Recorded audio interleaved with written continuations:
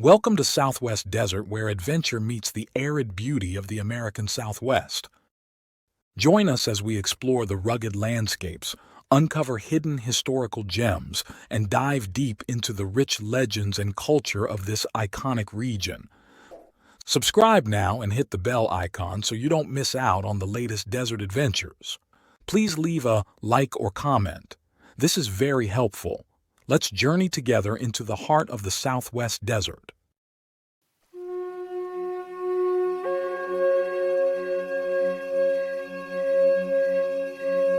In the harsh, unforgiving terrain south of Death Valley, a fortune in gold lies untouched, not because it's hidden, quite the opposite.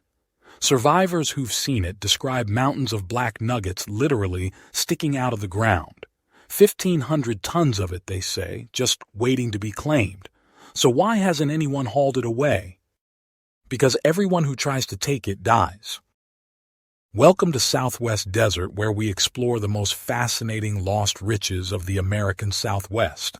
I'm your host, and today we're diving into one of the most deadly and mysterious treasure stories ever recorded, the black gold fumes of death.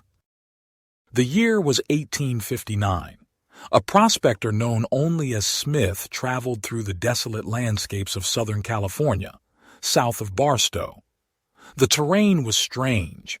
Thousands of small, cone-shaped formations stretching for miles across the barren desert. Smith was following more than just a hunch.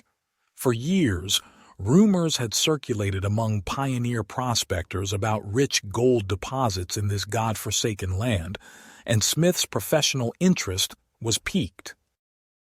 But Smith wasn't working entirely on second-hand information.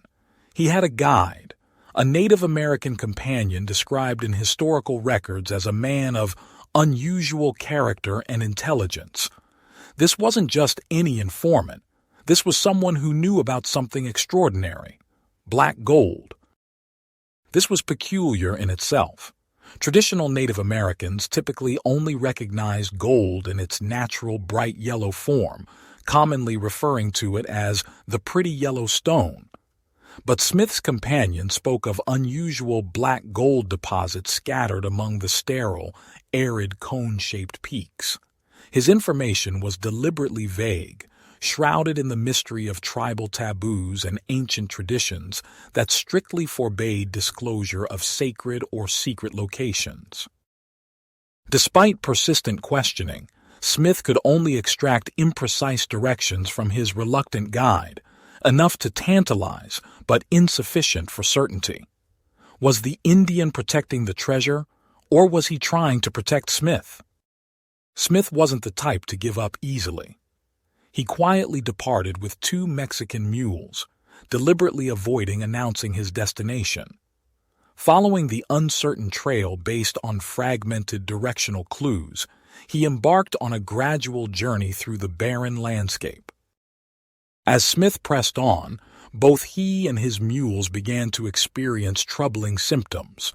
Smith found himself having increasing difficulty breathing, while his mules exhibited distress through persistent coughing and sneezing. Something wasn't right about this place, but the prospector's determination drove him forward despite these warning signs.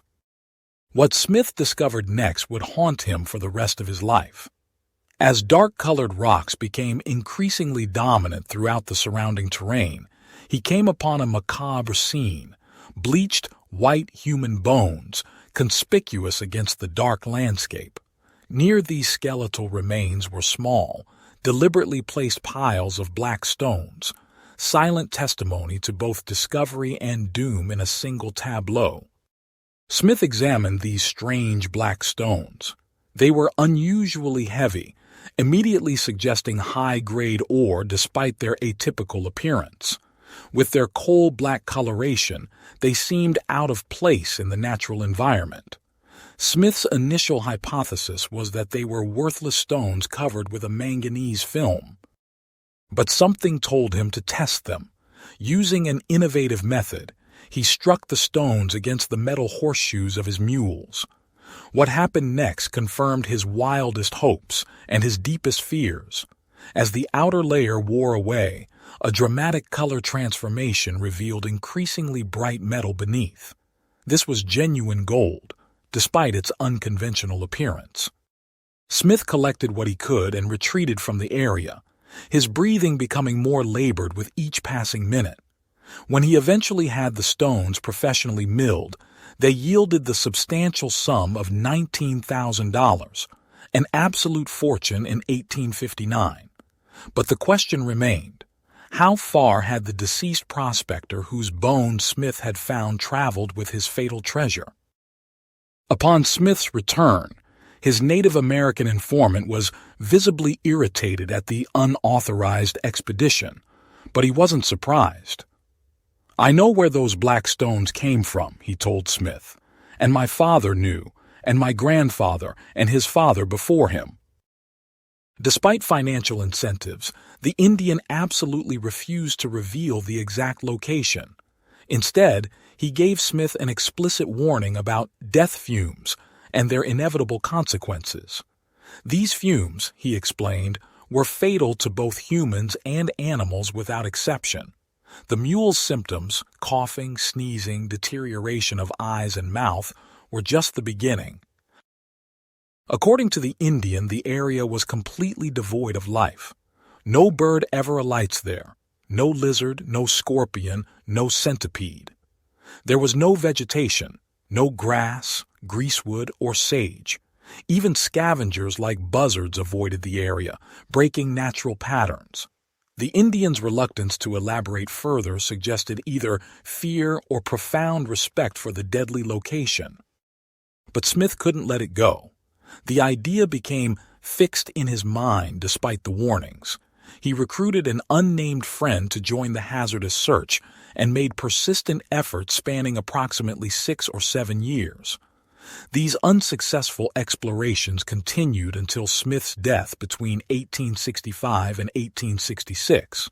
But the legend of the black gold outlived him. As the years passed, more details emerged about the mysterious black gold. Native Americans, described in historical documents as perverted from their tribal teachings by the white men, began sharing more detailed descriptions. The source was identified as a massive hollow hill, an extinct volcanic crater. Tragic accounts told of tribal members sent into the crater by white explorers. While they successfully reached the crater floor, they perished during their attempted return. Reports accumulated of numerous white explorers vanishing without a trace. In local spiritual interpretations, the poisonous fumes were viewed as the breath of the gods protecting their gold. The environment was described in increasingly macabre detail. The path to the crater was marked by bleached animal and human bones beside empty water containers. The location was precisely 35 miles from the nearest water source, through hostile terrain described as blackened, heat-ravished, earth-torn rock. The deadly atmospheric conditions featured heavy fumes rising continuously from the ground. Their physiological effects on living tissue were described as having a disintegrating effect upon the flesh of both man and beast. Medical comparisons were made to the then-modern understanding of radium poisoning, with experts concluding it caused a form of decay for which there is no remedy but death. The survival window was deemed impossible. There simply wasn't enough time to enter, collect, and exit before fatal exposure. But not everyone who saw the black gold died immediately. There is a remarkable case of 2 survivors who approached the challenge with exceptional preparation and strategy. After extended planning, they developed survival techniques and established an elaborate water-catching system in advance, emphasizing speed of extraction once inside the deadly zone. Their first-hand description of the deposit was astonishing. They described an almost limitless quantity of black gold ore in the form of nuggets and flat chunks with manganese-like black staining. The material was sticking out of the ground, requiring minimal mining. They estimated 1,500 tons were visibly accessible. However, their extraction was limited due to survival constraints. One survivor died shortly after the expedition. The second survived long enough to recover wealth valued at $65,000 worth of ore, a substantial fortune for the era. He invested in orange grove agriculture but suffered permanent health deterioration despite his survival. Analysis of the material revealed a complex composition including gold, platinum, beryllium, and a mysterious substance called bragdushuit. As the legend of the black gold spread, modern search attempts were inevitable. A treasure hunter named Wallen, who had extensively researched the phenomenon, believed the enormous untapped value justified significant risk.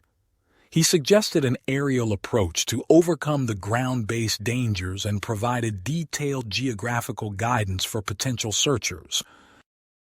The primary route, he said, was the highway from Parker, Arizona to Barstow, California, with an alternative path from Yuma, Arizona to Indio, California.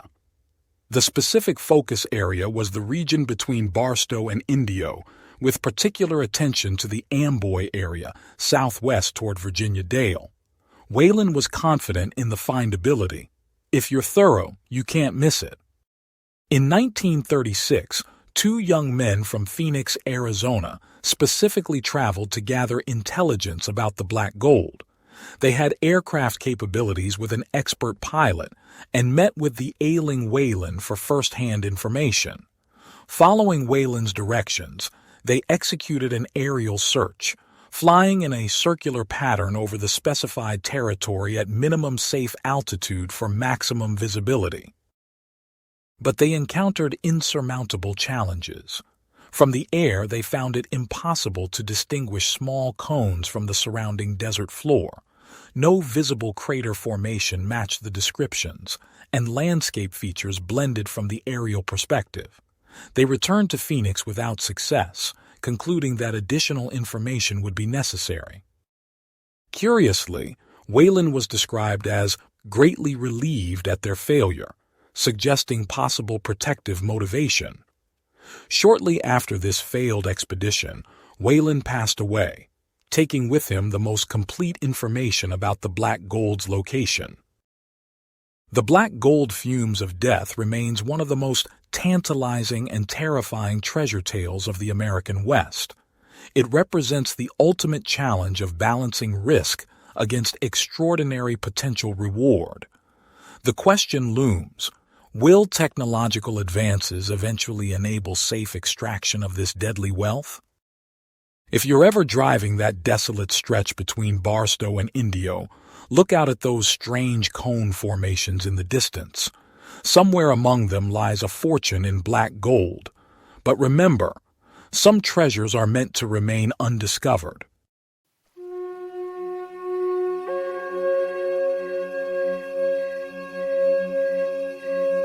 The scorched remains of pioneer wagons scattered across the American West tell silent stories of tragedy and hardship.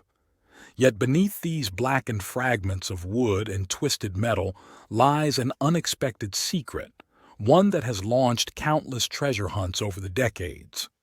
Historical researchers have uncovered a startling pattern. Many burnt wagon sites mark locations where desperate travelers deliberately buried substantial fortunes in gold and silver, intending to return when circumstances allowed. This overlooked connection between burnt wagons and buried treasure represents one of America's most intriguing historical puzzles. The remnants themselves provide enduring evidence: metal components, hardwood elements like spokes and hubs, and iron fittings remain identifiable even after centuries of weathering. These aren't random debris fields, but markers of individual family tragedies that may simultaneously indicate the final resting place of substantial wealth.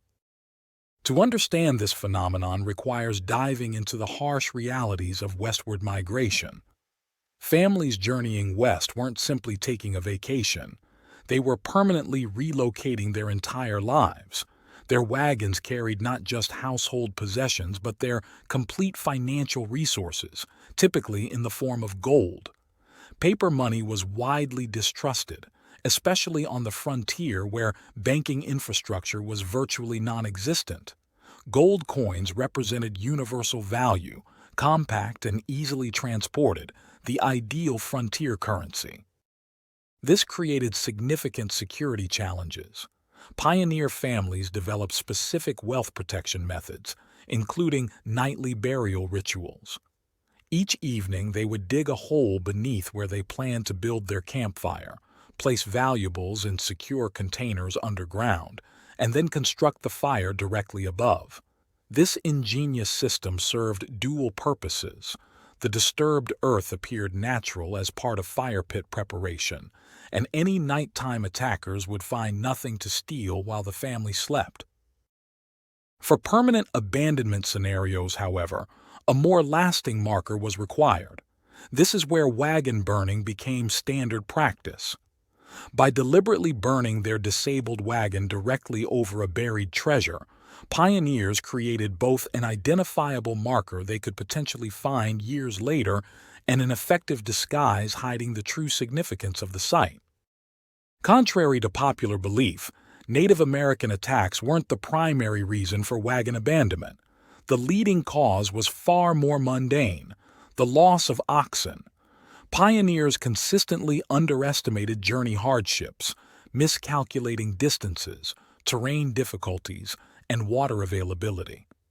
When oxen died from exhaustion, disease, or starvation, wagons became instantly immobile. A loaded pioneer wagon typically weighed between 2,000 and 3,000 pounds, impossible to move without draft animals. Secondary factors included disease among remaining animals, conflicts with native tribes who sometimes targeted transportation means, and survival necessities that forced desperate travelers to slaughter draft animals for food. Whatever the specific cause, the consequences were immediate and devastating: abandonment of the wagon and most possessions, with travelers forced to select only what they could physically carry.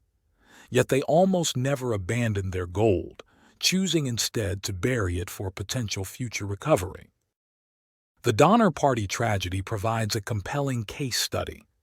This infamous group wasn't just known for their snowbound survival horrors, but also represented a collection of relatively wealthy families. When departing Illinois in April 1846, they brought premium equipment, luxury household goods, and several $1,000s in gold coins, a substantial fortune at the time. Long before their Sierra Nevada catastrophe, they encountered disaster crossing Utah's barren salt flats. The harsh, vegetation-free landscape resembling a dead sea claimed 36 oxen through careless herding, forcing abandonment of 4 wagons, including one heavy Donner family wagon reportedly carrying a substantial gold cache. Historical records place this location a few miles east of Silver Island, a lonely peak on the western fringe of the Salt Desert. The Donner Party later buried additional valuables during their Sierra Nevada ordeal when they became trapped by an early snowstorm that claimed 36 of their 81 members. Unlike the Utah cache, most of this Sierra treasure was eventually recovered years later after the tragedy. Another documented case occurred in 1850, labeled by historians as the Paiute Revenge Treasure. An immigrant party seeking a shortcut to California encountered Paiute agricultural fields approximately 40 miles northwest of present-day Las Vegas. Running low on provisions, they made the fatal mistake of harvesting corn, pumpkins, and beans planted by Paiutes without permission. When native farmers protested, the immigrants drove them away forcefully. The Paiutes held a council, decided to pursue the party, and successfully stole their horses and oxen under cover of darkness. When the theft was discovered, conflict erupted, resulting in at least one casualty: a jeweler from Illinois carrying substantial wealth. His professional inventory included a great quantity of gold, jewelry, and watch collection intended for establishing a new California business. The surviving party members dug two holes, one for the jeweler's body, another for his valuables, then deliberately burned their stranded wagons over both sites, following established frontier practice. A relative later attempted recovery, but failed as shifting desert sands progressively covered the identifying markers. Later explorers discovered king bolts, iron plates, and burnt wagon fragments at the site, known locally as burnt wagons, approximately 7 miles northwest of Death Valley Junction, but they remained unaware of the treasure significance. The location has since been lost again to history. The Borrego Valley treasure of 1855 presents an equally compelling narrative. A wealthy group traveling from Yuma, Arizona to San Diego carried large quantities of gold coins and silver plate, capital intended for a new coastal business venture. They chose to avoid the established trail through Carrizo, instead taking a northern detour through unfamiliar territory. They made camp in the lower reaches of Borrego Valley, followed standard security procedures by burying valuables beneath their campsite, and built their evening fire directly above. Before dawn, they awakened to find themselves surrounded by Native Americans. Initially defending from behind their wagon, they were progressively forced to retreat inside as the battle intensified. When attackers set fire to the wagon, the travelers became trapped. Each immigrant perished as they fled the flames, a total annihilation that left their treasure undisturbed beneath the charred wagon remains. Though the exact location has been lost to historical record, the basic geographical parameters remain known to researchers. Numerous other burnt wagon treasure sites have been documented. Signal Hill in San Diego County reportedly holds gold dust in leather pouches buried by successful goldfield prospectors who were attacked while returning east. The Joaquin Murrieta gang treasure east of Carrizo resulted when Mexican bandits associated with the notorious outlaw were ambushed by Native Americans while returning to Sonora with criminal proceeds. In this unusual case, the attackers took small trinkets but cached larger valuables in large pottery vessels under a projecting rock ledge before burning the abandoned wagons. Professional treasure hunters don't investigate every burnt wagon site. Context matters significantly. They look for specific patterns, soil disturbances, and historical records suggesting the likelihood of valuable caches. The methodology combines historical research, pattern recognition, and selective investigation since not all burnt wagons indicate buried treasure. For modern treasure hunters, these historical patterns provide tantalizing leads. Many documented treasures remain undiscovered, with the historical record offering specific clues regarding their approximate locations. However, legitimate searchers understand these sites possess significance beyond potential wealth.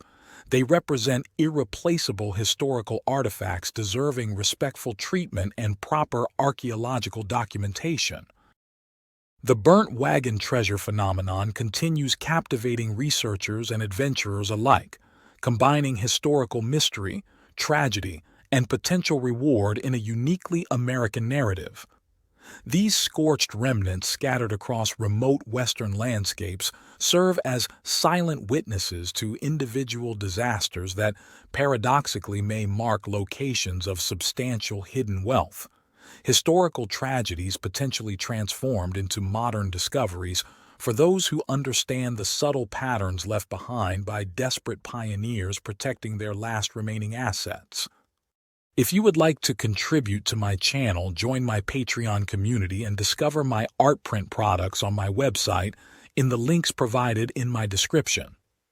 Also, if you would like a particular image from my videos, give the timestamp for the image, and I will upload it to my website and Patreon. Thank you.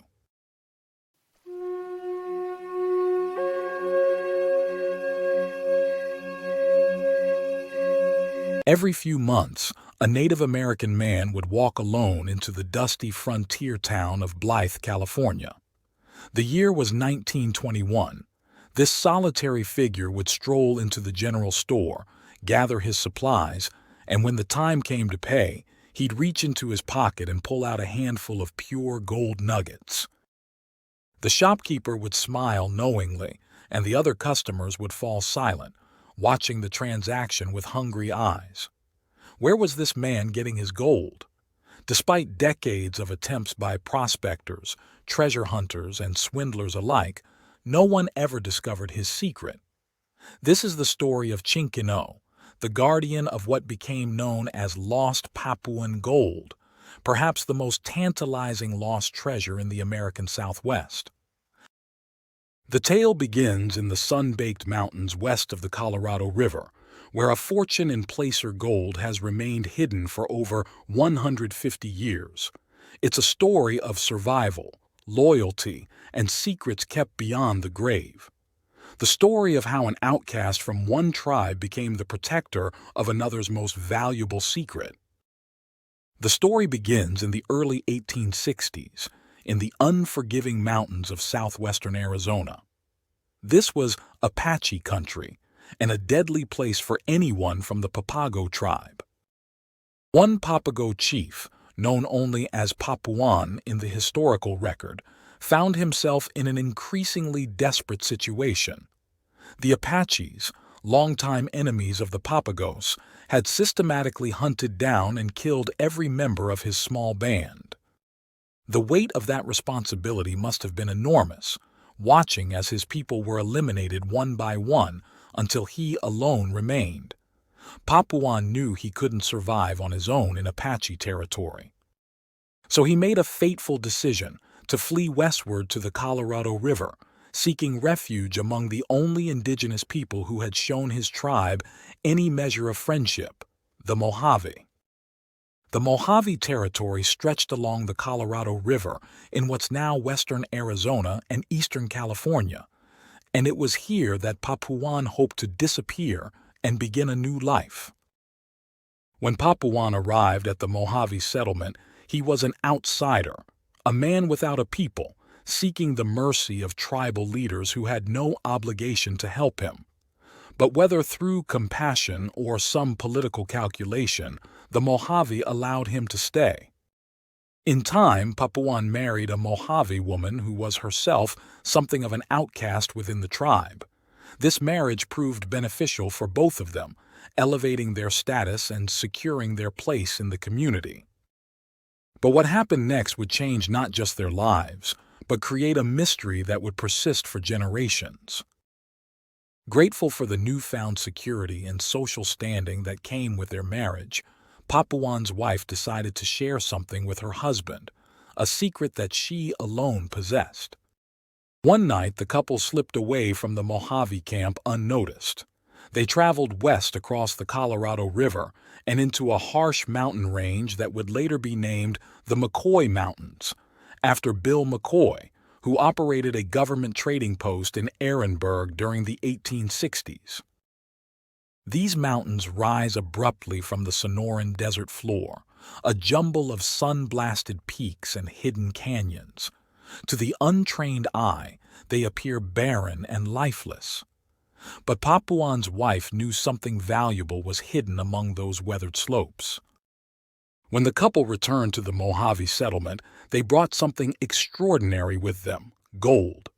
Not just a few flecks or small nuggets, but enough raw gold to share with their fellow tribespeople. Almost overnight, the Mojave began appearing at trading posts along the river with gold nuggets to exchange for supplies. This sudden wealth created quite a stir among the white settlers and traders in the region.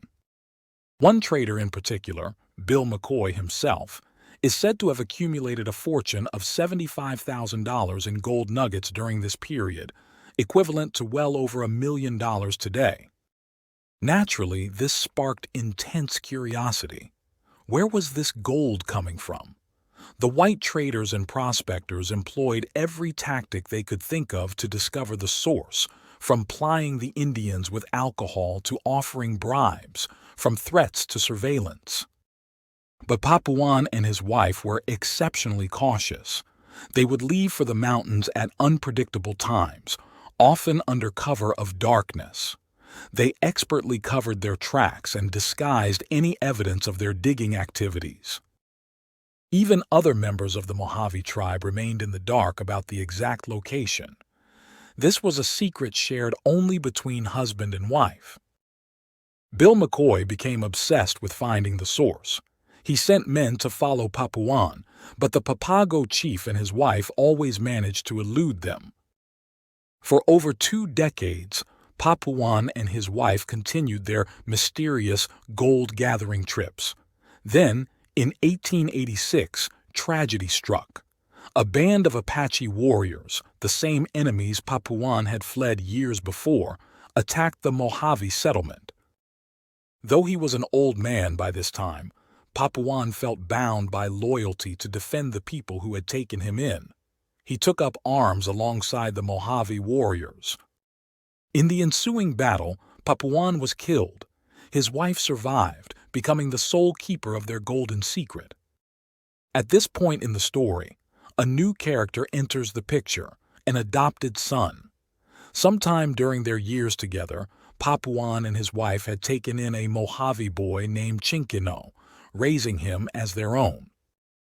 Unlike many Native American adoption practices where children retain knowledge of their birth families, historical accounts suggest Chinkino was fully integrated into Papuan's household, learning the customs and secrets of his adoptive father.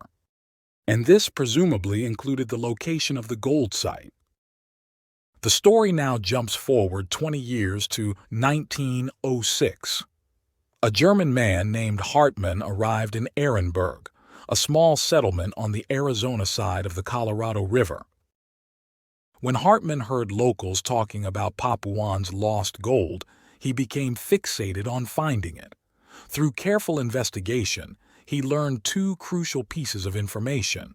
First, that Papuan's widow was still alive and living near the river settlement, and second, that Chinkino, now a middle-aged man, was believed to be the inheritor of the secret. Hartmann devised what he thought was a clever plan. He sought out the elderly widow and began an elaborate campaign to win her trust and affection. For months he attended to her needs, bringing her gifts and telling her she reminded him of his own mother. All the while, he was working to undermine Chinkino, spreading rumors and trying to drive a wedge between the adopted son and his elderly mother. But Papuan's widow wasn't easily manipulated.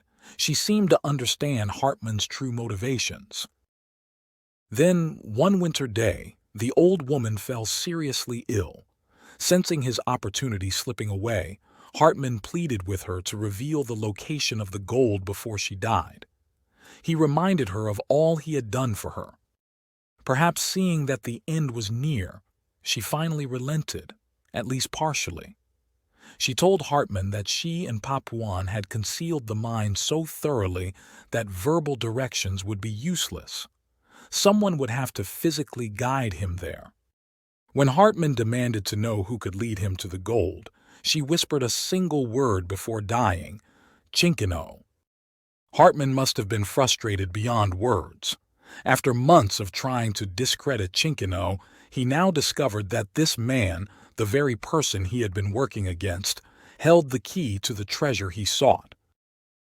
True to form, Chinkino wanted nothing to do with the German. He had undoubtedly heard about Hartmann's attempts to turn his mother against him. In the years that followed, Hartmann persisted, offering Chinkino gifts and money to reveal the secret. Occasionally, Chinkino would accept these offerings, but he always found reasons not to disclose the mine's location. His most frequent excuse was that the spirits of his departed parents would be displeased if he revealed their secret to outsiders. And yet, throughout this period and for many years afterward, well into the 1920s, Chinkino always seemed to have gold nuggets to pay for supplies when he visited the trading posts at Blythe and Ehrenberg. This is where the story becomes truly fascinating. Chinkino would sometimes agree to guide prospectors to the site, accepting payment in advance. But as they neared what should have been the location, he would suddenly claim to be confused or unable to remember the way. On other expeditions, he would deliberately waste the party's water supply, forcing them to abandon the search and return to the river before they died of thirst. Despite intense surveillance by hopeful gold seekers, no one ever managed to follow Chinkino successfully to the diggings. Somehow, he always gave them the slip. Some people theorize that the wily Chinkino was using an elaborate system of backtracking to throw off pursuers. Others believe that the gold site wasn't in the McCoy Mountains at all, but actually lay on the eastern side of the Colorado River, possibly in the Castle Dome Mountains of Arizona. The husband of the woman who recorded this story in the historical record, identified only as Legend, prospected extensively along the Colorado River in the 1920s. He believed the McCoy Mountains were indeed the most likely location of Papuan's gold. Although he and other prospectors made some minor gold discoveries in these mountains, the main deposit, the mother lode that supplied Papuan, his wife, and later Chinkino with their steady stream of gold nuggets, has never been found.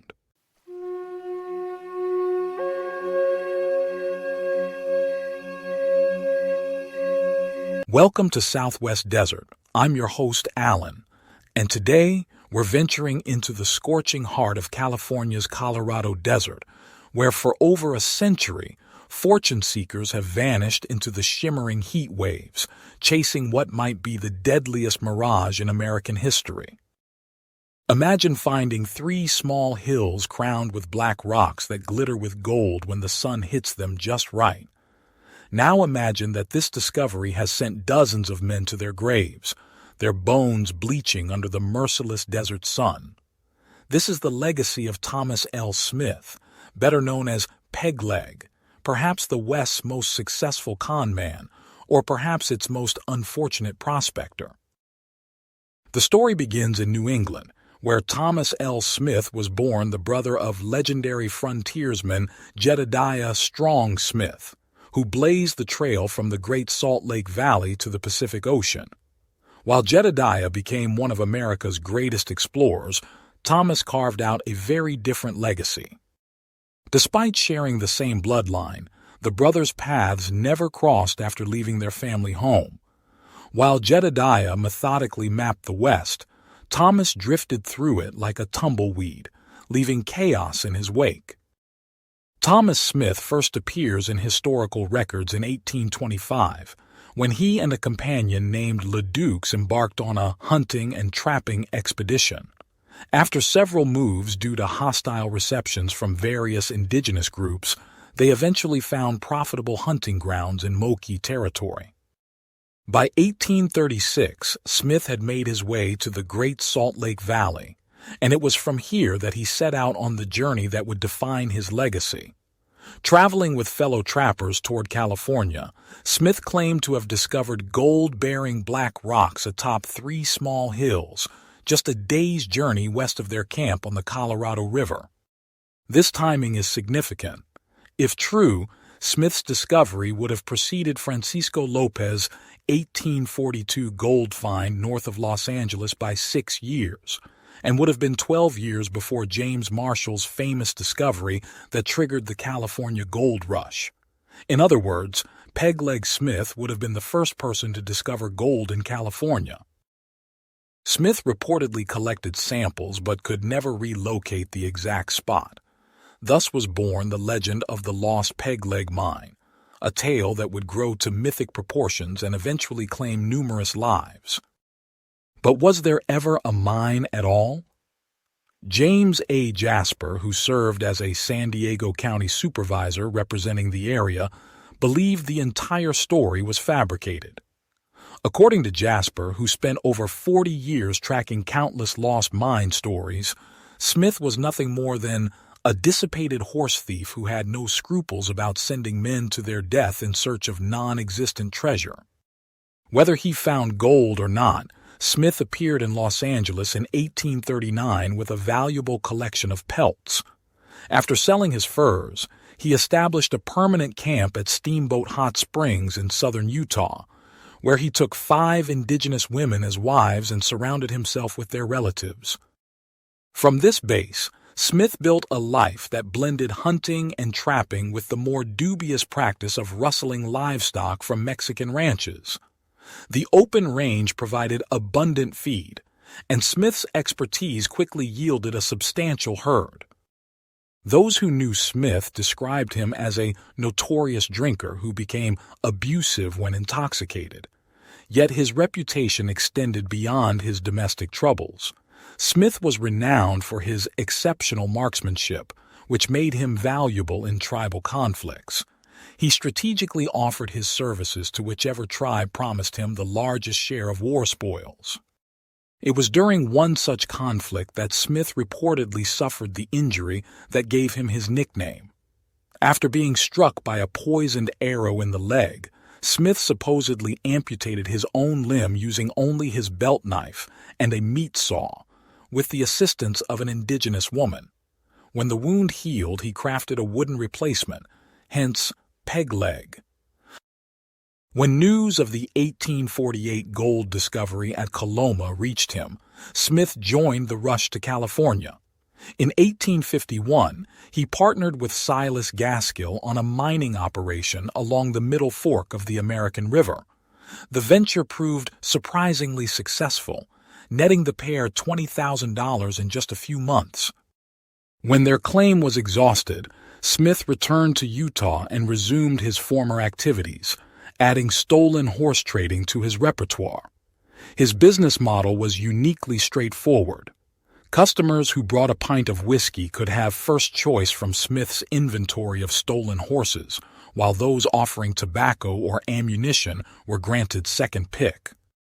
In the late 1850s, Smith organized what would become one of many ill-fated expeditions to locate his purported lost mine. Leading a party into the Colorado desert, the group reached the last known water source before entering the desert interior. During the night, the indigenous carriers disappeared with all the supplies. Smith led the remaining party members to San Bernardino, where the group disbanded. Rumors circulated that Smith had orchestrated the entire fiasco, having arranged for his wife's relatives to serve as porters and then instructing them to abscond with the provisions. Whether true or merely gossip, it added another layer to Smith's reputation as an untrustworthy character. The true tragedies associated with the peg leg legend were just beginning. In 1863, a wealthy San Francisco man named McGuire claimed to have found the lost mine, presenting rich quartz specimens as evidence.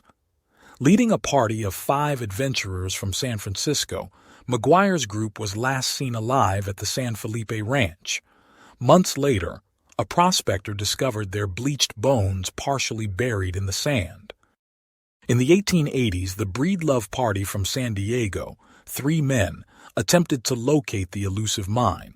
When they failed to return as scheduled, a search party was dispatched. The rescuers found the prospectors' remains just a few miles north of the Mexican border. In a cruel twist of fate, the men had apparently lost their way, panicked, and wandered in circles, discarding their clothing in a heat-induced frenzy before succumbing to thirst and exposure within sight of the Yuha Spring where plentiful water awaited. This devastating incident should have served as a stark warning, but the allure of Pegleg's gold proved too powerful. A prominent riverside resident named Coover became fixated on the lost mine story and made numerous expeditions into the desert.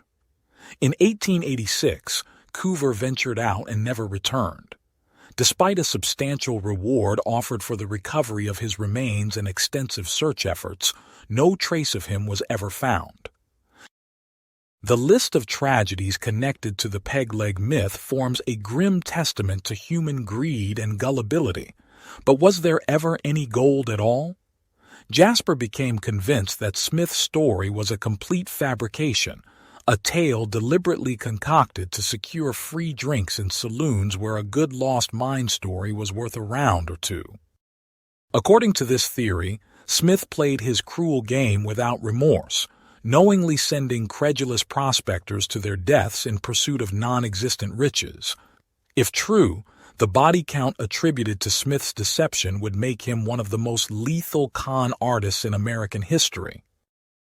Smith's final days were shrouded in mystery. On his deathbed, he gathered his wives and informed them that all arrangements for his body had been made. When death finally claimed him, 3 strangers arrived to collect his remains. No one, not even his wives, knew who these men were or what became of Smith's body. It was a fitting end for a man who entered history through a haze of uncertainty and exited in the same manner, leaving behind only questions and a deadly legacy that continues to lure the unwary into the desert's embrace. The Colorado Desert remains one of the most inhospitable environments in North America. Summer temperatures regularly exceed 120 degrees Fahrenheit. Water sources are scarce and often unreliable. The terrain is disorienting, with landmarks that appear deceptively similar. Even today, with GPS technology and modern equipment, people perish in these badlands. Now imagine entering this hellscape in the 19th century, equipped with nothing but a canteen, basic provisions, and a treasure map sketched from a drunk man's tale. The odds of survival, let alone success, would be vanishingly small. Yet still they came. The pull of Pegleg's gold has proven as enduring as it is deadly. Every year, modern prospectors venture into the Colorado Desert, convinced they will be the ones to finally uncover the 3 hills with black rocks that glitter gold in the sunlight. Perhaps the most remarkable aspect of the Pegleg Smith story is not whether the gold existed, but what the legend reveals about human nature. The allure of sudden wealth, the willingness to risk everything on the slimmest chance of success, the belief that we can succeed where others have failed. These are the true constants in the Pegleg narrative. Thank you for joining your desert frontiersman Alan for another Southwest Gold story. Check out my large catalog of Southwest videos and playlists on historical tales, legends, lost gold stories, and adult bedtime stories. If you like a certain image from my videos, tell me in comments and give timestamp. Happy trails.